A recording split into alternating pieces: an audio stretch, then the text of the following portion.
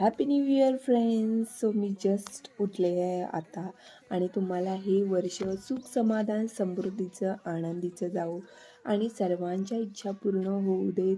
सगळ्यांना चांगलं आरोग्य लाभू दे हीच ईश्वरचरणी माझी प्रार्थना आणि happy new year.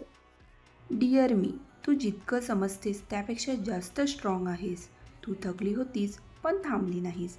New year आपण स्वतःला प्रूव्ह करायचं नाही, फक्त स्वतःसाठी जगायचं. 2025ने मला एक गोष्ट शिकवली, स्लो असणं रॉंग नाही, नो म्हणणं सेल्फिश नाही आणि स्वतःसाठी उभं राहणं खूप गरजेचं आहे.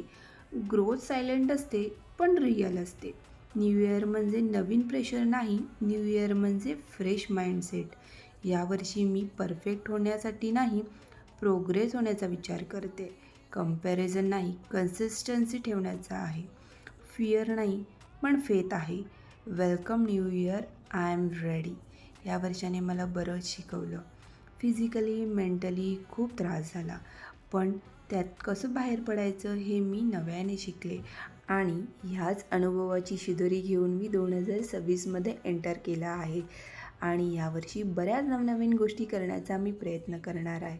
त्यात जर हरलो तर अनुभव मिळेल आणि जिंकलो तर नक्कीच यश मिळेल, पण हार मानणार नाही. सो फ्रेंड्स, असा होता माझा आजचा व्लॉग. तुम्हाला कसा वाटला नक्की कमेंट करून सांगा. आणि हो, 2025मध्ये ज्यांनी माझे व्हिडिओ बघितले त्यासाठी थँक्यू.